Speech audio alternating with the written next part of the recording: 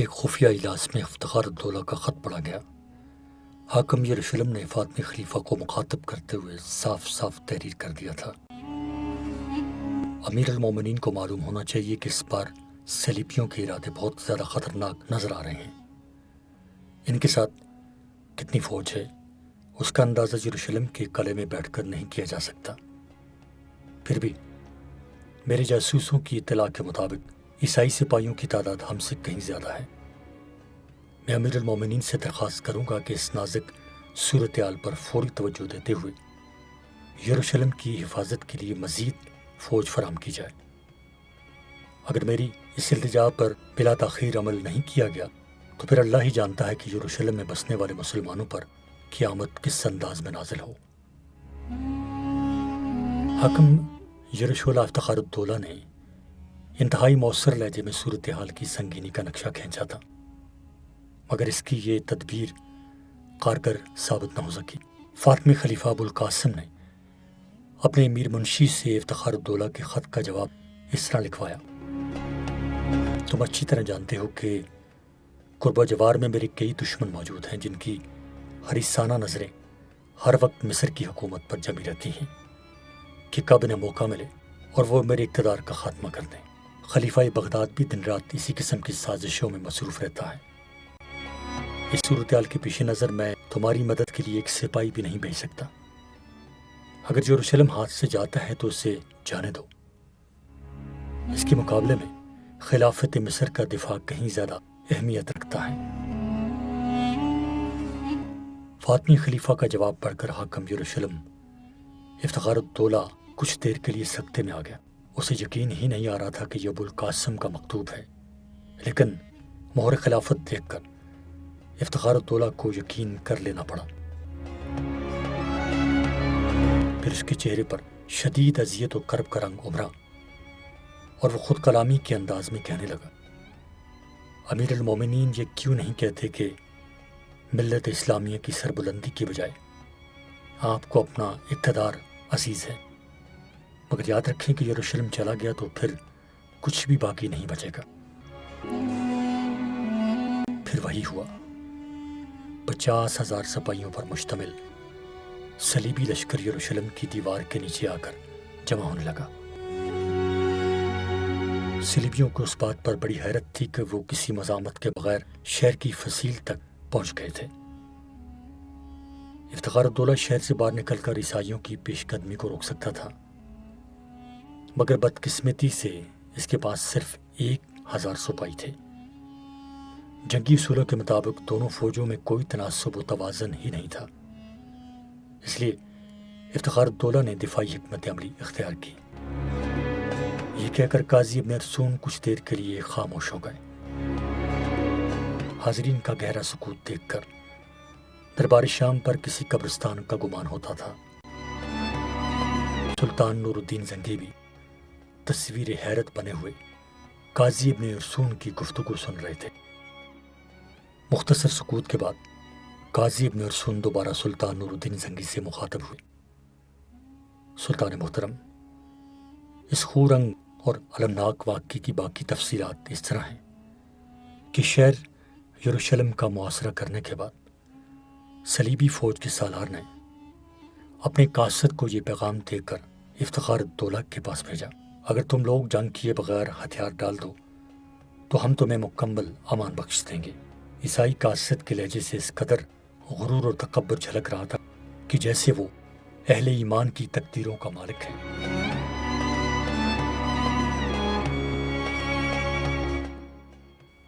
تین خداؤں کے ماننے والوں کو معلوم ہونا چاہیے کہ ہم خدائے واحد پر ایمان رکھتے ہیں۔ حاکم یروشلم کے لہجے سے غرور و تکبر کی بجائے جلال ایمانی کا اظہار ہو رہا تھا۔ عیسائیوں کے عقائد کے مطابق 3 خدا ہیں، ایک مقدس باپ، دوسرا مقدس بیٹا یعنی حضرت عیسیٰ علیہ السلام، اور تیسرا روح القدس یعنی حضرت جبرائیل علیہ السلام۔ اسی کو نظریہ تثلیث کہتے ہیں، اور افتخار الدولہ نے عیسائی قاصد کے سامنے اسی طرف اشارہ کیا تھا۔ اپنے سالار کو بتا دینا کہ مجاہدین اسلام ہتھیار نہیں ڈالتے، یا تو وہ فتح حاصل کرتے ہیں یا پھر ان کے کٹے ہوئے سر نیزوں پر بلند کیے جاتے ہیں۔ اللہ نے اہل ایمان کے لیے ہر حال میں سر بلندی لکھی ہے۔ افتخار الدولہ کا جواب سن کر عیسائی قاصد سراسیمہ نظر آنے لگا۔ عیسائی قاصد نے افتخار الدولہ کے جواب کے ساتھ ساتھ اپنے سالار کو یہ خفیہ اطلاع بھی فراہم کر دی کہ حاکم یروشلم کی دفاعی قوت نہ ہونے کے برابر ہے۔ دوسرے دن عیسائی سالار نے اپنے سپاہیوں کو جمع کر کے مختصر خطاب کیا۔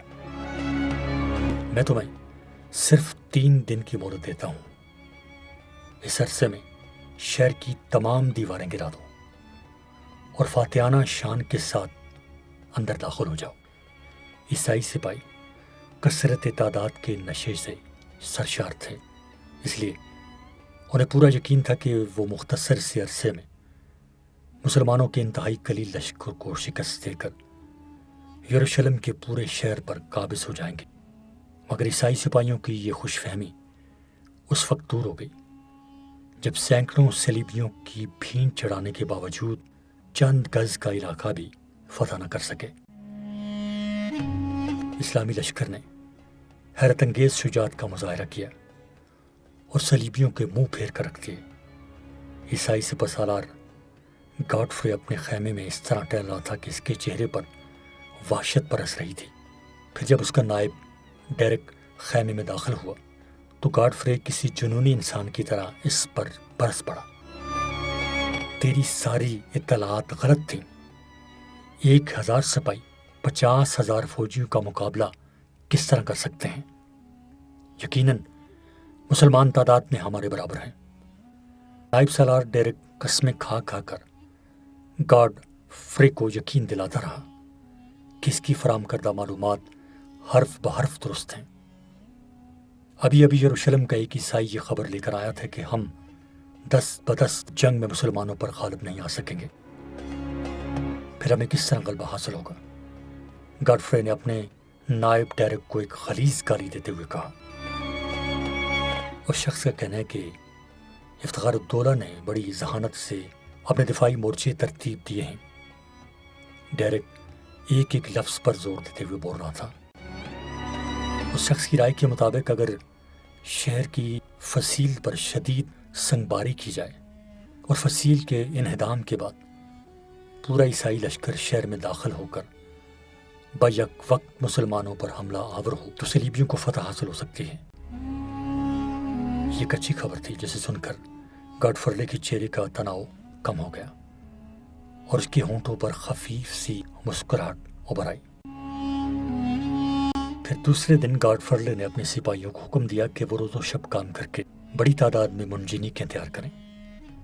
پھر جب عیسائیوں کا یہ نیا اسلحہ تیار ہو گیا تو گاڈفرے کے حکم پر شدید سنگباری کی گئی۔ کئی دن کی مسلسل کوششوں کے بعد شہر کی فصیل میں 2-3 شگاف پڑ گئے، مگر مجاہدین اسلام نے صلیبیوں کو اندر داخل ہونے نہیں دیا۔ شہر کا یہ محاصرہ 40 دن تک جاری رہا۔ اس دوران میں عیسائی سالار گاڈفرے نے کئی چالیں چلیں مگر وہ شہر پر قبضہ کرنے میں ناکام رہا۔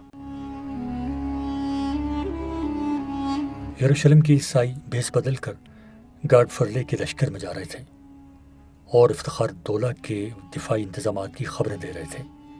بالآخر گاڈفرے نے اپنا پورا لشکر سمیٹ کر جنگ میں جھونک دیا۔ 12 گھنٹے تک مسلسل لڑائی ہوتی رہی مگر صلیبی مسلمانوں پر غالب نہ آ سکے، یہاں تک کہ عیسائی لشکر پر مایوسیوں کے بادل چھانے لگے۔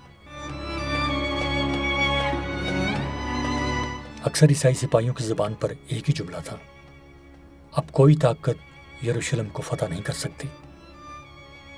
اپنے سپاہیوں کی دل شکستگی کا یہ منظر دیکھ کر گاڈفرے بدحواس ہو گیا اور پھر اس نے فوج کے ساتھ آنے والے پادریوں کو اپنے خیمے میں طلب کر کے مشورے شروع کر دیے۔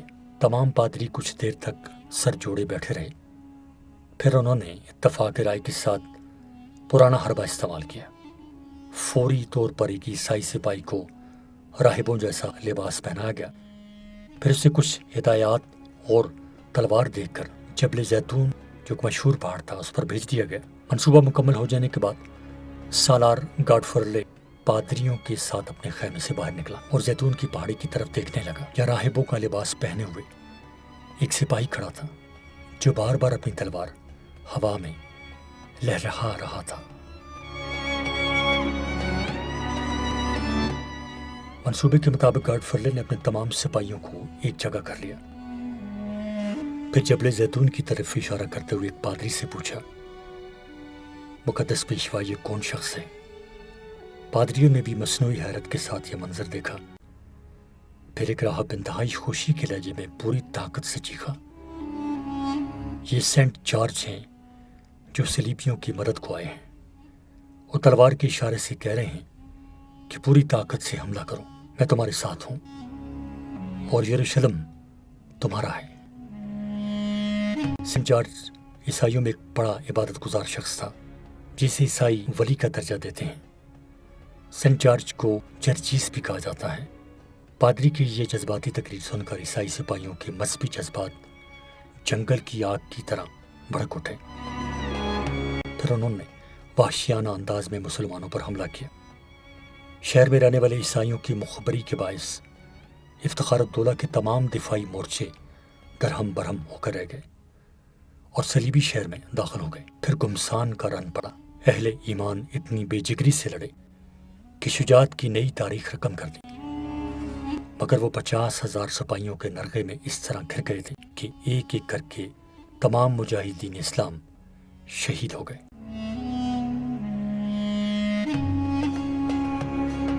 پھر جب یہ خون کا سیلاب تھم گیا تو افتخار الدولہ کی تلاش شروع ہوئی.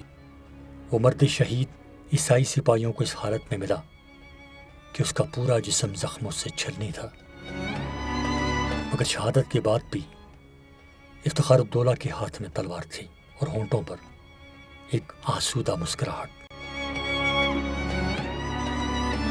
علامہ اقبال نے اپنے فارسی شعر میں مرد مومن کی تصویر کشی اس طرح کی ہے، نشان مرد مومن باز گویم، جو مرگ آمد تبسم بر لبے اوست. یعنی میں تجھے دوبارہ مرد مومن کا نشان بتاتا ہوں کہ جب موت آتی ہے تو اس کے ہونٹوں پر تبسم ہوتا ہے. مجاہدین اسلام کی شہادت کے بعد سپاہیانہ جنگ ختم ہو گئی تھی، مگر عیسائی سالار گاڈفرلے نے بے دست و پا مسلمان شہریوں کے خلاف دوسری جنگ شروع کر دی تھی. ایک ایسی جنگ کہ تاریخ عالم میں شاید ہی اس کی کوئی دوسری مثال ملتی ہو. گاڈفرلے نے افتخار الدولہ کی لاش کو اپنے گھوڑوں کی ٹانپوں سے رون ڈالا. پھر صلیبی لشکر درندوں کی طرح شہری آبادی پر ٹوٹ پڑا. 70,000 مسلمان قتل کیے گئے. مقتولین میں کچھ یہودی بھی شامل تھے. نہ بوڑھوں کو امام علی، نہ عورتیں اور بچے محفوظ رہے. پورا شہر ماتم کدہ بنا ہوا تھا اور مقدس سرزمین کا گوشہ گوشہ مقتل میں تبدیل ہو گیا تھا. قتل و غارت کا یہ منظر بیان کرتے وقت قاضی ابن ارسون کی آنکھوں سے آنسو جاری تھے اور شدت غم سے ان کی آواز لرز رہی تھی. سلطان نور الدین زنگی بھی آبدیدہ ہو گئے تھے. کم و بیش تمام درباریوں کی یہی کیفیت تھی. مگر کچھ درباری ایسے بھی تھے جن کے چہروں پر نفرت و غضب کی تیز آگ روشن تھی. اگر ان کا بس چلتا تو وہ گاڈفرے کا انتقام جو انسانی سے لیتے اور سر دربار اس کے جسم کو ٹکڑوں میں تبدیل کر کے اپنے سینوں میں بھڑکتی ہوئی آگ کو ٹھنڈا کرتے. قاضی ابن ارسون نے بڑی مشکل سے اپنے اعصاب پر قابو پایا اور سلطان نور الدین زنگی کو مخاطب کرتے ہوئے بولے، سلطان محترم، میں اس واقعے کا آخری منظر بیان کر دوں تاکہ اہل ایمان عبرت حاصل کریں اور اس خونی داستان کو ہمیشہ اپنے ذہنوں میں محفوظ رکھیں. صلیبی لشکر کی وحشت و سفاکی کا یہ عالم تھا کہ یروشلم کی تمام عبادت گاہوں اور گلی کوچوں میں مسلمانوں کی لاشوں کے انبار لگ گئے تھے. مسجد اقصی، جہاں سے میرے آقا حضور اکرم صلی اللہ علیہ وآلہ وسلم نے سفر معراج شروع کیا تھا، اس کے صحن میں اہل ایمان کا اتنا خون جمع تھا کہ اس خون میں عیسائی شہ سواروں کے گھوڑوں کی لگامیں ڈوب گئی تھیں۔ حضرت عیسیٰ علیہ السلام کی مزار مبارک کے سوا بیت المقدس میں ایسا کوئی گوشہ موجود نہیں تھا جو مسلمانوں کے خون سے تر نہ ہو۔ اس قتل و غارت کے بعد مسجد عمر رضی اللہ تعالیٰ عنہ کو جی بھر کے لوٹا گیا۔ اس کا سارا قیمتی آرائشی سامان 6 بڑی بڑی گاڑیوں میں بھر کر لے جایا گیا۔ یہ کہہ کر قاضی ابن ارسون نے جولسن ثانی کی طرف اشارہ کیا، یہ شخص جو آج آپ کے سامنے زنجیریں پہنے کھڑا ہے اور اسلام کی شان میں قصیدے پڑھ کر اپنی زندگی کی بھیک مانگ رہا ہے، اسی خوں آشام گاڈفرے کا پرجوش ہم نوا اور معتقد خاص ہے۔ یہ کہہ کر قاضی ابن ارسون اپنی نشست پر بیٹھ گئے۔ سلطان نور الدین زنگی نے صلیبیوں کے مظالم کی لذاخیز تاریخ سن کر جولسن ثانی کی قسمت کا فیصلہ کر دیا۔ تھوڑی ہی دیر بعد ایک دراز قامت جلاد اپنے ہاتھ میں لوہے کی ایک تپتی ہوئی سرخ سلاخ لے کر داخل ہوا۔ کئی سپاہیوں نے مضبوطی سے جولسن ثانی کے دونوں بازو پکڑے اور پھر جلاد نے اس کی آنکھوں میں سرخ سلاخ پھیر دی۔ چند لمحوں تک جولسن ثانی کی دردناک چیخوں سے پورا دربار گونجتا رہا۔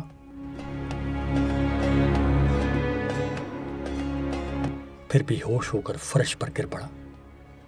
اس کے بعد اسے حلب کے قید خانے میں ڈال دیا گیا، جہاں وہ دیواروں سے سر ٹکرا ٹکرا کر اپنی بدنصیبی کا ماتم کرتا رہتا تھا۔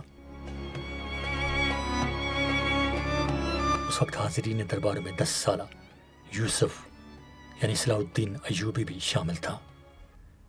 اس نے اپنے استاد قاضی ابن ارسون کی زبانی صلیبی جنگوں اور عیسائیوں کے مظالم کی تاریخ پوری توجہ کے ساتھ سنی تھی۔